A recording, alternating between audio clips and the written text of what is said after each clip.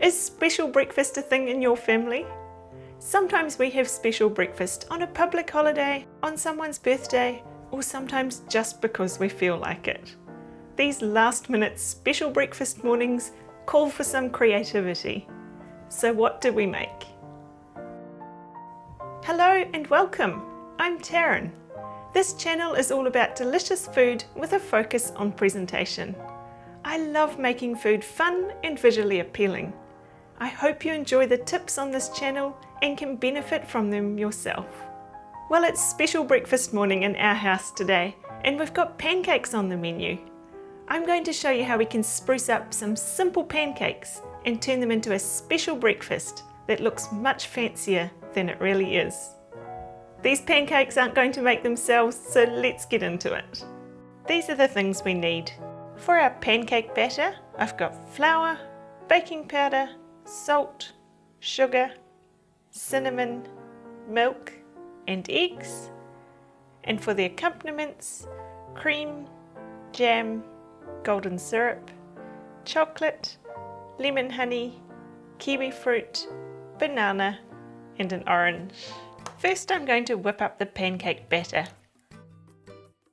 I'll beat the egg and sugar until it's thick and pale looking. You can do this by hand, but it's much quicker with an electric beater if you have one. Then I'll sift the dry ingredients straight into the bowl. For the flour, I'm using half plain flour and half self-raising flour for a bit of extra lift. The addition of cinnamon adds a lovely flavour.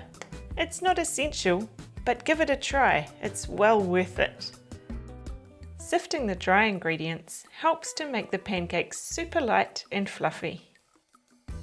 I usually give it a little swirl around before turning on the mixer to avoid the flour puffing up and making a big mess. I'll give it another quick mix to combine it all together while adding in the milk. And that's it. Easy as that. I'll put the recipe in the description below. Now we need to heat up our fry pan. Put a good drizzle of oil in and wait for it to warm up. You can add a wee knob of butter for extra flavour if you like, but be careful not to let it burn. A good way to ensure you get evenly sized pancakes is to use a measuring scoop full of batter per pancake. I'm using 1/8 of a cup measure for mine today. I find it's best not to have the pan too hot. Just a medium heat is perfect. The oil gives us the heat we need to fry the pancakes, and the butter adds flavour. You shouldn't need to use any more oil for subsequent batches. I don't know what it is about pancakes, crepes and pikelets, but it always seems like the first one is for the cook to pre-sample. It never seems to be perfect. Once your first one is done, the rest always seems so much better. When they're done, pop them onto a wire rack to stop them sweating. You can make a few pancakes at a time, but don't overcrowd the pan. Once they're all bubbly on top and sort of dry looking, flip them over to colour the other side. They're actually pretty much cooked even before you turn them, so the second side really doesn't take long. Here's a fun fact.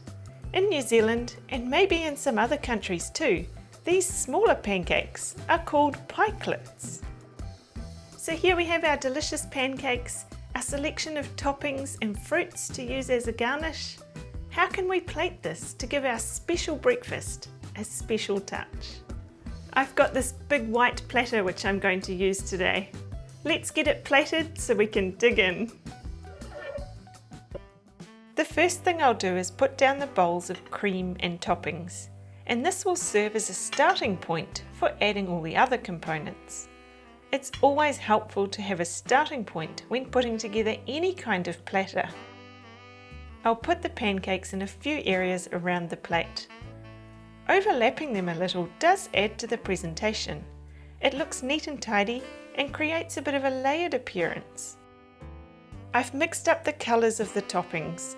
It looks better if you don't have the pale cream and pale lemon honey side by side. Mixing them up a bit creates balance. I'll also think about how the platter is intended to be eaten. Will everyone be helping themselves from one side, or will the platter be in a central position and people help themselves from all angles of the platter? For this platter, I'll plan for it to be put on a small table and we can help ourselves from any angle, so there needs to be some pancakes available throughout the platter. Now it's time to add the fruit and garnishes. When cutting up the fruit, the main thing we want to keep in mind is how functional it will be. I could cut the kiwi fruit in slices with the skin on, but when someone takes a piece, this is going to make it tricky to eat. So peeling it and then slicing it makes it so much more practical. If you want to see how to peel and cut kiwi fruit, make sure you check out my video in the description below. I'm going to cut the banana into pieces that can be put straight onto the pancakes.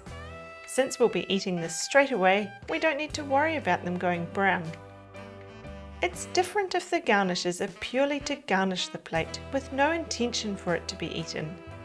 I'll cut the orange into rings with the skin on for a garnishing purpose. I'll cut a little slit into the middle now. You'll see why when we put it onto the platter.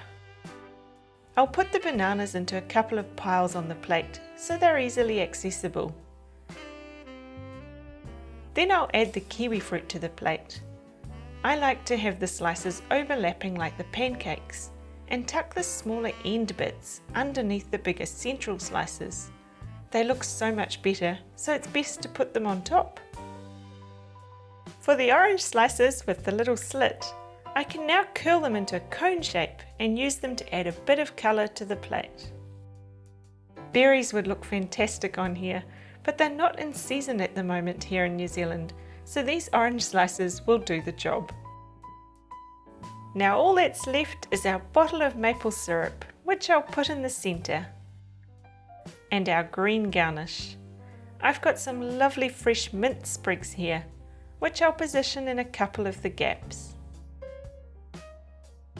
And there you have it. Special breakfast, here we come. Something so plain and simple, yet it looks fantastic. I love starting a long weekend with a special breakfast and big smiles on my family's faces. What's your special breakfast? I'd love to know. Let me know in the comments below. If you're looking for some more platter inspiration, check out my video on putting together a cheese board, or there's a playlist ready to go down here. Happy special breakfast making!